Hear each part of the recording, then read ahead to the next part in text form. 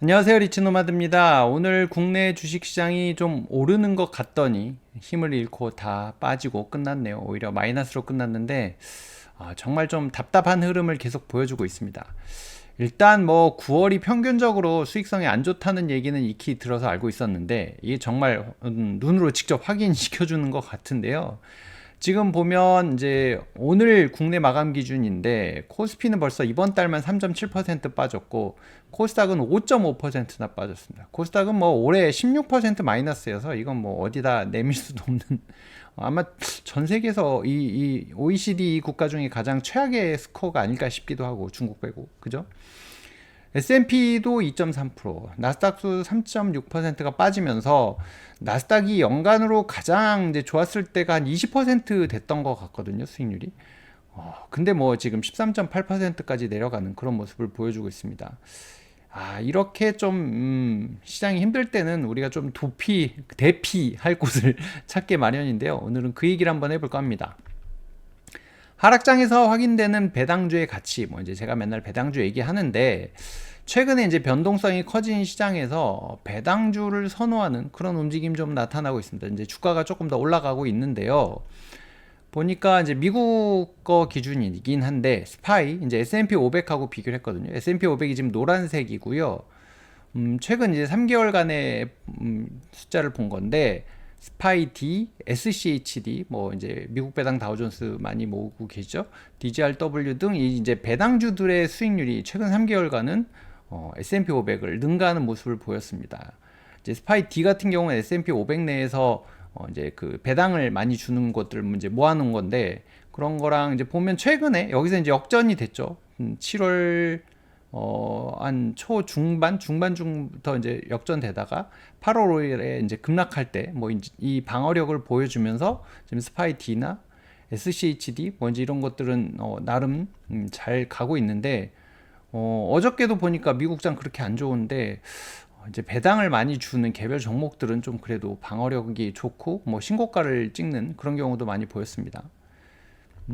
이제 또 커버드 콜 상품에 대해서 제가 올리기만 하면 커버드 콜은 뭐 어쩌고 뭐 이제 이런 분들 많으신데 이 7월 1일부터 어저께까지의 총 수익률 한번 봤거든요. 이제 분배율을 고려해서 분배한 걸 고려했을 때 보면 대표 지수 패시브 ETF 이제 스파이 S&P 500이나 QQQ S&P 500은 그래도 이 기간 동안 플러스 1%더라고요.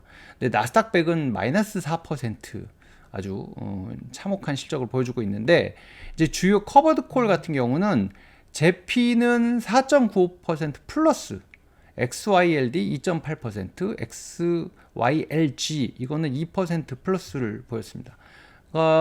S&P 500이 1%인데 다 지금 초과 수익을 내고 있고 나스닥 같은 경우도 마이너스 4%인데 잽Q 같은 경우는 마이너스 3.4%뭐 1% 정도 조금 덜 까먹은 것 같고 QILD 같은 경우는 오히려 플러스를 냈습니다. 이제 QILD가 사실 1세대 커버드 콜 그래서 상방이 막혀 있다는 얘기를 많이 듣는데 사실 이럴 때 이제 방어력 자체는 더 좋긴 하거든요. 이제 그런 모습을 보여주고 있습니다. 상승은 못 따라가지만 터질 때는 덜 터지는 이제 뭐 그런 특성을 갖고 있네요. 그래서 이래서 커버드 콜이라는 상품이 이제 뭐 횡보장이나 하락장에서 좋다라고 하는 게 이제 실제 데이터로 보여지고 있는 것 같습니다. 이제 국채 쪽도 한번 봤는데요. 이제 TLT 같은 경우 지금 이제 금리가 많이 내려가다 보니까 시장 금리 얘기입니다. 많이 내려가다 보니까 TLT는 10%나 수익이 났고요. TLTW 같은 경우 9.73%. 오히려 이제 여기는 상승을 한 거잖아요. 주가로 봤을 때는 상승 개념 이제 금리가 내려간 건데 그렇다 보니까 TLTW는 조금 못 쫓아가는 그런 모습입니다. 이제 채권이 금리 하락, 채권 가격 상승에 따른 기초 자산이 상승하면서 커버드 콜 상품이 상대적으로는 약세를 보이는 그런 모습이었습니다. 그러니까 이제 그 항상 사람들은 상승장을 많이 생각할 수밖에 없는데 이렇게 하락장에서 이제 덜 터지는 게 많이 버는 것보다 중요할 때가 있거든요. 여러분들도 이제 시드가 점점점 커지면 그런 것의 중요성을 더 크게 아마 느끼게 되실 거고요. 이제 이렇게 불안한 장에서는 사실 뭐 이제 배당주도 대안이 될 수 있고 커버드 콜도 대안이 될 수 있는데 이제 우리가 앞서서 보셨다시피 스파이 많이 모으시거든요. 이제 그 S&P 500을. 근데 이제 그것보다 조금 더 똘똘한 애들만 모아놓은 게 없을까? 이제 뭐 이런 생각을 하게 되잖아요. 이제 그런 것에 대응해서 퀄리티 ETF라고 불리우는 애들이 있더라고요. 그래서 그런 상품에 대해서 지금 제가 조금 뭐 찾아보다 보니까 이제 불확실성과 변동성이 커진 시장에서는 상대적으로 조금 더 안정적이고 성과가 우수한 대안. 이제 성과가 우수하려면 사실 실적이 좋아야 되거든요. 안정적인 회사여야 되고. 이제 그런 쪽의 대안들을 또 모아놓은 이제 ETF가 있다고 해서 알아봤는데, 퀄리티 요소는 이제 ROE, 자기 자본 수익률이나 이제 이익의 지속성, 낮은 부채 비율, 뭐 이제 이런 것들로 평가를 해서 이익을 꾸준하게 내면서 부채 비율도 낮고 뭐 이익도 좋고 뭐 이제 이런 회사를 찾는 거죠. 이게 이제 iShares MSCI USA 퀄리티 팩터 ETF인데 블랙록 자산운용에서 운영을 하고 있습니다. 그 MSCI, 우리 지금 모건 스탠리 뭐 이제 지수 얘기하잖아요. 거기에 미국 지수 중에 이제 퀄리티 지수를 따로 뽑아서 이제 이런 것들을 평가해서 그 기준으로 해서 개별 기업의 비중은 5% 정도로 제한을 한답니다. 그러니까 이게 넘어가면 리밸런싱 할 때 이제 줄이는 이제 그런 형태로 맞추는 건데요. 그래서 이 종목이 QUAL, 퀄리티에서 QUAL을 따왔나 봅니다. 그래서 S&P 500 부하고 스파이를 이제 같이 비교를 해봤거든요. 이 QUAL은 총보수가 0.15%로 이제 그냥 일반적인 S&P 500을 따라가는 것보다는 조금 높습니다. 연간 분배율은 한 1% 정도인데 지금 이제 따라간 지수가 다르죠. 여기는 그냥 S&P 500 지수를 부랑 스파이는 따라가는 거고 TR 기준이긴 한데 지수는 여기는 이제 아까 말씀드렸던 그 퀄리티 지수를 따라가고 총 보수는 0.15%. 지금 요즘에는 스파이보다는 부 쪽으로 많이 넘어간다 그러더라고요. 이제 기왕에 거의 비슷한 이제 뭐 똑같은 이제 지수형 ETF이기 때문에 수수료가 부가 싸다 보니까 이쪽으로 많이 간다고 하더라고요. 그리고 이제 발행사는 좀 다르죠. 뭐 아이쉐어즈, 뱅가드 뭐 이렇게 돼 있는데 상장일은 2013년에 상장을 했고요. 지금 이제 481억 달러 뭐 이렇게 되고 있습니다. 연간 분배율은 1%로 이제 부나 스파이에 비해서는 조금 낮은, 뭐 이건 뭐 사실 배당주의 성격보다는 꾸준히 모아갈 수 있는 S&P 500에 대한 약간 뭐 그런 걸로 보시면 되지 않을까 싶은데요. 이 부나 스파이 같은 경우는 507개, 504개, 그러니까 이제 S&P 500이니까 이렇게 종목이 되어 있는데 이 QUAL은 129개 종목으로 좀 더 압축이 됩니다.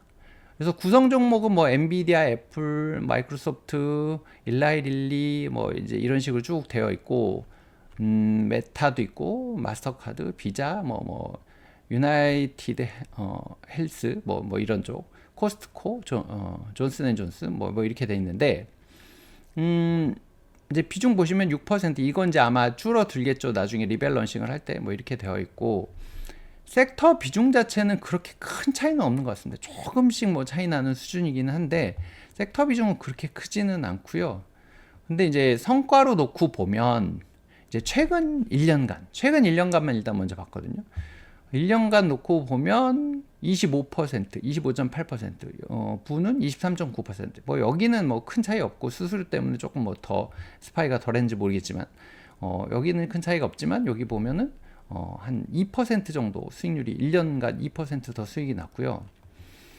이제 장기로 내가 계속 모아갈 거다라는 컨셉에서 제가 지금 이제 종목을 찾다 보니까 이제 이런 걸 발견한 건데 최근 10년간으로 놓고 보니까 수익률이 10%. 물론 10년간 10%니까 1년에 뭐 1%씩이라고 뭐 봐야 될 것 같은데 10년간 240%.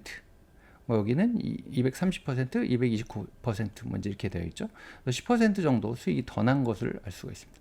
그러니까 이제 꾸준히 모아가다 보면 이 차이가 더 벌어질 수 있겠죠. 내가 어떤 지점에서 샀느냐에 따라서. 변동성이 좀 컸던 최근 한 달간만 한번 다시 봤거든요.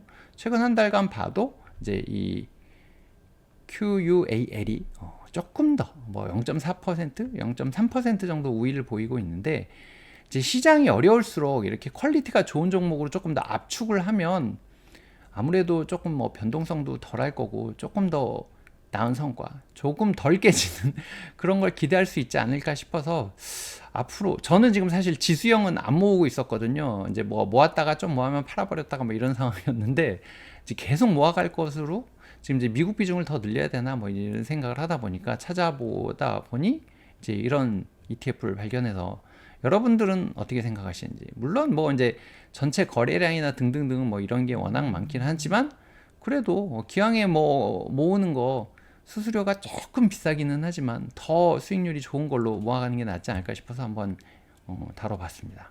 여러분들은 어떻게 생각하시는지 댓글 남겨주시고요. 구독 안 하신 분들은 구독도 부탁드리겠습니다. 오늘은 여기서 마치도록 하겠습니다. 고맙습니다.